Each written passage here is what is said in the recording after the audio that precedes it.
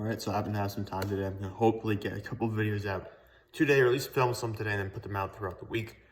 But this video, I wanted to do it on some Pittsburgh Steelers that I believe are future Pro Bowlers. So young guys on the Steelers that I think could make one or multiple Pro Bowls throughout their career. It's not a very long list. I have 4 names here, 2 of which are rookies, so it's not a deep group of guys that I think have future Pro Bowl prospects on the Steelers. But you never know. These guys are in pretty good positions. And I feel like if they step up soon enough that they can mesh with the veteran stars who are already Pro Bowlers, we might have a legitimately good team, a well-rounded team. Last year, defense was really good. Not as good as I think it had been the year before, but it was still a really good defense, and the offense was just kind of running on gimmicks a little bit. So we'll see if that changes now. We got 2 young rookies on the offense that I believe could be future Pro Bowlers. First off, Najee Harris. Najee Harris to me was, at the very beginning of my draft analysis process, I had him as a blue chip prospect. I moved him back after that, but I still had him as a top 20 player in the draft for many reasons. First off, just look at the consistency he had at Alabama when he was running there. He did have 638 career rushing attempts at Alabama, so you do have to worry about that a little bit in terms of the health and durability maybe coming into the NFL. But he showed that he was very consistent. He was very good at reading rushing lanes. He has good eyesight. He's got pretty good movement. Not a lot of wiggle room, and not a lot of speed, but he'll get past you. He's very swift with his speed. He glides across the field. I really love that about him. And he's versatile too. He's probably a better pass protector than someone like Travis Etienne, so you can count on him to do that. And he's got maybe even better hands than Travis Etienne, despite the fact that Etienne was used more in the passing game. And I think we could see Najee Harris lined up in the slot or lined up outside a little bit for Pittsburgh this year because of how versatile he is with his handset. So we'll see how that works out. But I am very hyped to see Najee Harris going forward. And running backs, it's just a very good position to pick when you're talking about future Pro Bowlers as rookies, because there are a lot of guys who do make that jump.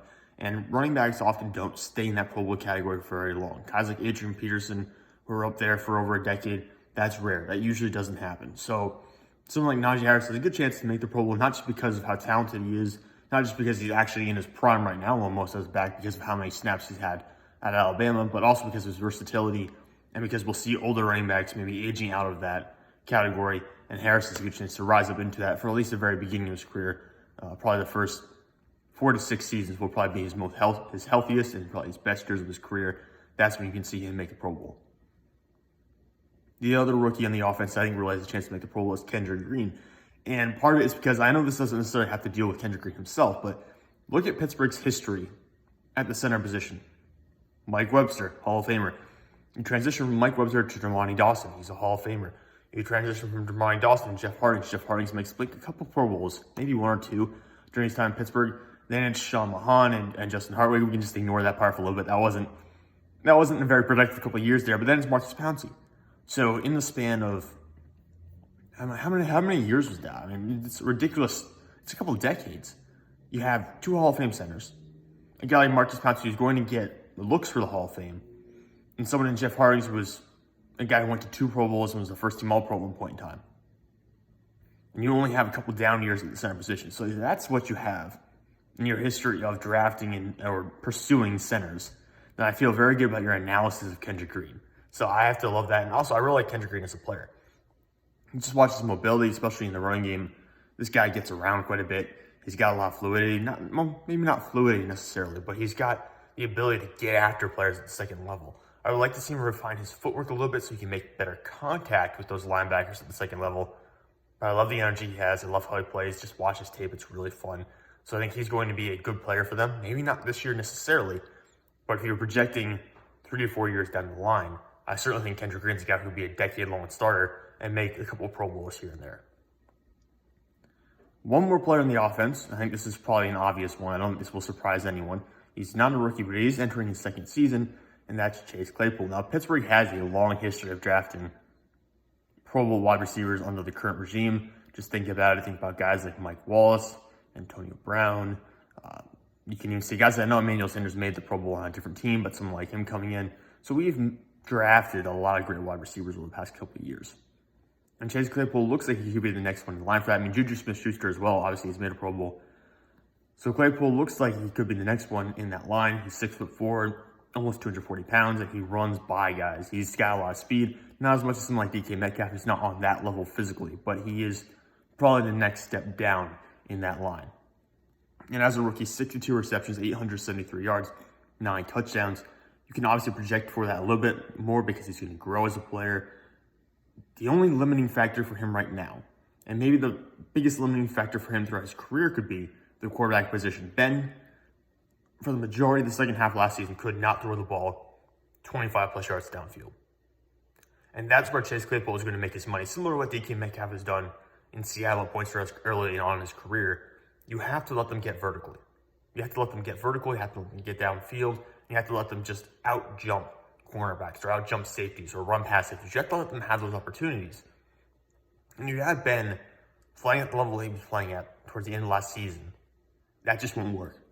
He just cannot deliver the deep ball as accurately or as consistently as he could when Martavis Bryant was there. Early on in Juju Smith-Schuster's career, he could do it much more with Juju downfield a little bit. He could do it with Antonio Brown. He can't do that anymore, at least not from what we saw last year. So I believe Chase Claypool has a Pro Bowl ceiling. I just don't know when he'll reach it because it will totally depend on who's playing quarterback. And right now, I don't think Ben's going to be the guy that's going to elevate Claypool to a Pro Bowl caliber level of play. And I don't think there's a quarterback on the roster right now for Pittsburgh capable of doing that based on what we've seen early on from the careers of Mason Rudolph and Dwayne Haskins. And that brings us to the final player I want to talk about. So the fourth player who I believe can make a Pro Bowl. We've already talked about Najee Harris, Kendrick Green, Chase Claypool. I'm going to talk about a defensive player now who I think has a chance. And it's not Stephon Tuitt, even though I know Tuitt had a good number of sacks this past year. It's Devin Bush. I don't think this should be a surprise by anyone either. I mean, we traded up to get him 10th overall in the 2019 NFL Draft. We rarely do that, so we obviously believe there's a lot of talent there. And Pittsburgh has a good track record when it comes to drafting linebackers or it comes to acquiring linebackers. Think about guys like Lawrence Timmons, James Farrior, who I believe was in a trade,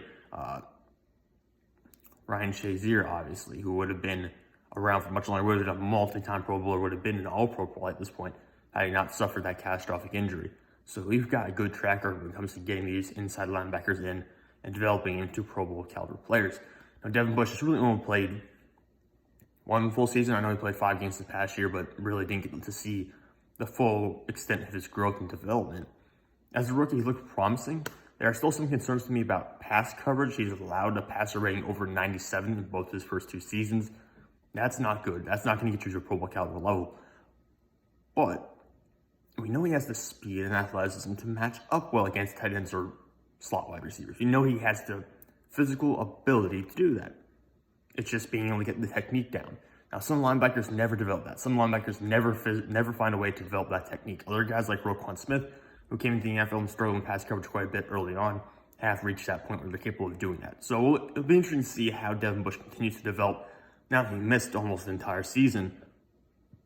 I don't know how his growth will slow down or not. Maybe he'll even go faster, who knows. But I'm looking forward to Devin Bush and seeing what he can do in the next couple of years because he had a very promising rookie season. I would argue he was even better than Devin White as a rookie. Now, of course, things have changed quite a bit because basically he missed 11 games plus postseason. So we haven't seen Devin Bush in a long time. I'm looking forward to him getting back on the football field because I believe he's one of the 4 Pittsburgh Steelers that currently is on the roster and has a chance to make a Pro Bowl in his future.